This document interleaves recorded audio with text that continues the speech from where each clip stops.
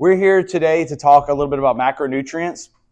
And there's going to be 3 big macronutrients. And we're going to try to have a little section on each of them. And we'll start today out with protein. So your 3 macronutrients, just so we're on the same page, are going to be proteins, carbohydrates, and fat. We talked about that in the last lecture. Okay. Now, we got a lot of questions from you guys about how many calories to have, how much of each macronutrient should I have, right? And the answer you have to start giving people is really, it kind of is hard to get to you guys because it depends, all right? It depends on you and what your goals are and what your lifestyle is like. That's what the answer is. That's the real honest answer. It would be great if it was like, hey guys, the whole world knows that this is how much protein everybody eats, and this is how much you eat, and this is how much fats and carbs you need to eat, okay? But everybody has different goals. They have different issues that they're dealing with, different medical conditions, different allergies, different this and that, and it gets to be complicated. So a lot of times we find that we have to have these kind of one-on-one conversations with you guys. So it's hard to program one-on-one conversations all the time. You guys are busy people. We're busy people. We do a small group setting like this, and hopefully, if you have a question, you're courageous or brave enough to go ahead and ask that question to us, and we'll kind of talk about it and see how this thing flows and goes. Does that make sense? So that's what's going to be kind of talking today and where the theme will be.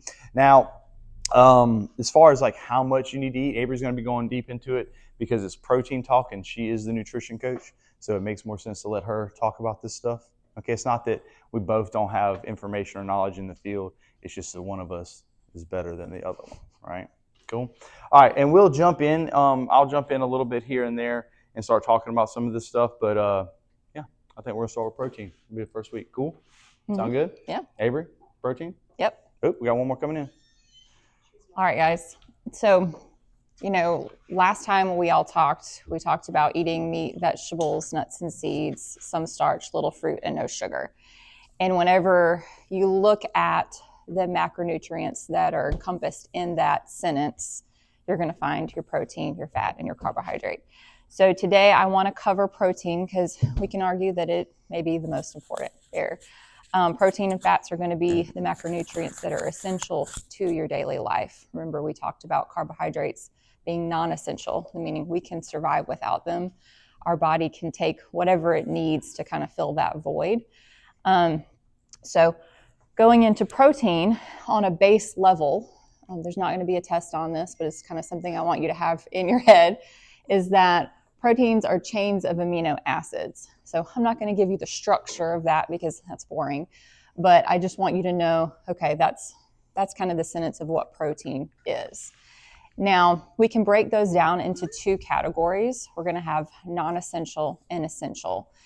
And we have 11 non-essential and 9 essential. And if you guys have ever been to like a supplement store and you're kind of looking at, tubs of protein or things called essential amino acids or branch chain amino acids, if you flip over to the back, all of these in some form or fashion, not all of them, but you're going to see a lot of those names listed on those. Some of the more popular ones would be like leucine, isoleucine, tryptophan, real popular whenever you think about Thanksgiving. But essential means we have to consume those. We have to ingest them in order to receive those amino acids. So a lot of times you'll hear me say it's easier to get these from animal protein because animal protein always covers 100% of those essential amino acids. It's going to be in different quantities, but it is the easiest whole food way to cover all 9. Can we do it with supplements? Of course, but I'm definitely like team whole food first. So you're going to be able to access those whenever you eat meat, eggs, fish, and dairy in a complete form. And whenever we have something like collagen, it doesn't cover all 9 essential amino acids. So we should never rely solely on that as a form of protein. That is a supplement. So our non-essential ones mean that we can get these from food, but our body can also create them just on its own. Kind of like it creates cholesterol on its own, it can create some of these non-essential ones on its own. So it's important to know what it does. What does protein do? It's super, super important. It's responsible for our organ and tissue metabolism. So that turnover. So whenever we break down our muscle and our tissues inside of workouts, or we're sick, it is responsible for that repair. Anytime you have an injury, protein is working to help you recover and repair those issues. So, if you slice your thumb open while cooking, protein is working to heal that wound. And if we're not getting enough protein in, then you can notice that your heal time can be a lot slower.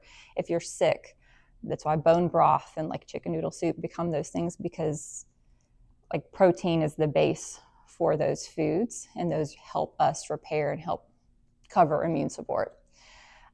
Regulate NT. NT is your neurotransmitters. So the neurotransmitters responsible for producing serotonin, things like that. Hormones, we've all got them, we've got lots of them, and it helps produce and regulate those. Our RNA and DNA replication, the foundation of your cell structure. So every single cell in your body is made up of protein that helps build those structures. It makes up your bones, teeth, hair, nails, skin, and muscles. I think we all kind of in general know that. But to understand, like, if we're not good at implementing protein in every meal and snack of our day, we might not be getting enough. And we might see these things start to weaken over time. Particularly as we age, we don't absorb as much as we used to. So we have to eat more to cover those bases, so that we don't see a breakdown in these really important things here. Anybody have questions so far? Pretty general, pretty basic stuff. Our recommended intake, I personally recommend 0.7 grams to 1 gram per pound of body weight. So that's going to give you a nice big range. The recommended daily allowance is very, very low. It is, I believe, 0.6 to 0.8 grams per kilogram of body weight. So it's very, very low in comparison to what I have listed here. I would say that recommendation is based on minimum survival, not thriving. That's kind of how I would paint that picture, and that discrepancy and why that is such a big difference. So for me, I'm using myself as an example here. I've got 170 pounds body weight. So if using that 0.7 to 1 gram per pound, that puts me at anywhere from 120 to 170 grams per day of protein. Now that's in content, not in weight. Everybody know the difference there. Whenever we're weighing protein, I recommend you weigh it in ounces because it will help you differentiate there, but I'm talking about in content. So like 4 ounces or 4.5 ounces of chicken is 35 grams of protein in content. Does that make sense? Got it now. Okay, good. So I can eat anywhere kind of in this neighborhood, and my lean body mass is 135 pounds. So personally, I like to eat 135 grams or higher. I typically don't eat 170, and that's going to be largely based on my goals and, what I'm looking to do. If I'm trying to gain a lot more muscle, if I'm trying to lose body fat, if I'm just trying to maintain my current muscle mass. And that is why I usually stick to around between 135 and 150, depending on the day. So where do we get these from? We're going to get it from meat, eggs, fish, and dairy, hopefully. And we're also going to get some of that from our vegetables, just because everything we eat has a structure, and that structure is built by protein. So if you ever look, like if you log something in Chronometer, like sweet potatoes, they don't have a label, but when you log in a couple of ounces of sweet potato, you'll see there's a little bit of protein, maybe a gram or two. That's because protein makes up the structure of the sweet potato. Same thing with beans. They're all going to have a little bit of protein in them, but they don't all necessarily cover all 9 of these essentials. But whenever I eat a few eggs, I'm getting all 9 covered in those few eggs. So how do we kind of reach this? Looking at our meals, how do we break that down through the course of a day? So I have the total need, and I divide it by 4, saying kind of 4 meals, which for me would look like 3 meals and 2 snacks. Sorry. Can you turn it off? Yep. So I'm shooting for 140 grams in a day just to make it easy. And I'm dividing that by 4. And that comes out to 35 grams per meal. So for me, that would look like 3 meals at 35 grams of protein and then 2 snacks at 18 grams each. Does everybody get that? Okay. So then I put together some examples of what 35 grams of protein looks like. Now, this is based on me personally. Everybody in this room is going to be different. This is why Nick and I recommend getting an in-body scan, because then you can see, how much lean body mass you have, I would say, is the most important piece of this.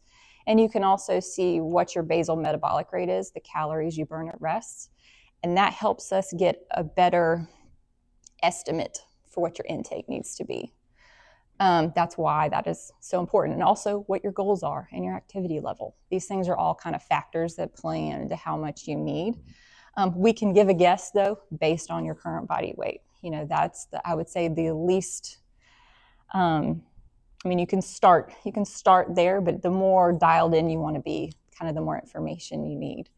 So 35 grams can look like 4.5 ounces of chicken, 4 ounces of steak. Those things probably sound like fairly easy for you to take down in a meal. It's when we get to something like 6 eggs. I don't personally eat 6 eggs in one sitting, but I do maybe have 3 eggs and then a couple of ounces of sausage and a couple of ounces of cheese, or an ounce of cheese. And that together then makes up my 35 grams of protein in a meal. You guys understand how you can mix and match these things to make it work for you. We don't have to eat 11 ounces of cottage cheese at one time, because that's, for me, that sounds gross. But or even 14 ounces of Greek yogurt. I might do half that and then have another side of protein that comes in to kind of complement those things. And I like to recommend varying these as much as possible. Each of these are going to have a nutrient profile that is vastly different. And in my opinion, you can cover a lot of different nutrients the more you vary those sources of protein. So if we don't have, a dairy allergy and we can handle that, there's some benefits there to consuming those things as well. I have some people that are allergic to chicken, so that takes one whole piece out of it, or they're allergic to dairy and they can't do any of the dairy products. So, but I recommend working with what you have and varying it as much as possible in terms of what you like to eat. If you don't like steak, don't eat steak, but find something that will work for you that you can bring in every day and try to meet those macronutrient goals. Do you guys have some questions? Like eggs, does it matter how you cook them? Because there's scrambled, hard boiled. Is there anything? Egg is an egg? Egg is an egg. Okay. And I think the longer you do this, the less you have to rely on something like Chronometer to make sure that you're accurate, because you then get to a point where you can eyeball those things and you just know. I remember reading, it was the Paleo Solution. This girl was talking about learning that she needed to include protein in every meal and snack. And before I ever tried logging my food, I was like, let me just see if I can do that. If I could just include some form of protein, because normally my snacks were carbohydrates. And I would, even if it was healthy, it was just a banana, it was just an apple. So then I had to kind of force myself to say, okay, I'm going to have a couple of boiled eggs and a slice of turkey, and then I'm going to have half an apple and some nuts. And that way it's covering my protein, my carbohydrates, and my fat. And getting protein at every meal and then training like we do, even without weighing and measuring everything, I saw a huge difference in the amount of muscle mass. Like the inputs that you put in there can completely change your body composition.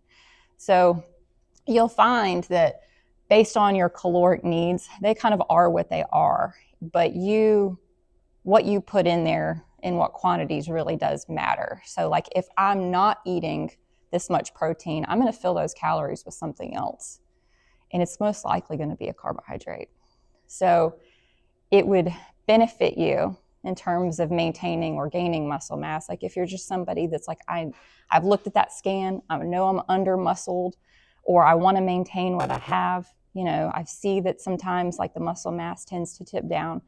That means we probably need to implement more protein in the system every day. We need to make that a better habit if we want to continue to maintain or gain muscle mass. And in turn, you increase your metabolism the more muscle that you gain. So we burn more calories at rest.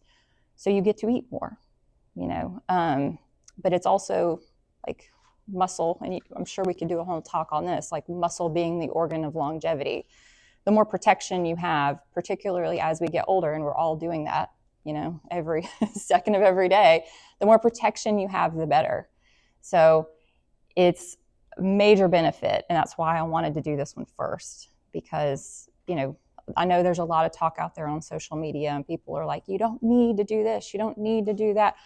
I'm telling you, please trust me that this is important. And it's like I said, if you're not filling your plate with an adequate amount of protein, you're going to fill it with something else, and that may not be that, you know, they may not fall in your favor. So, any other questions?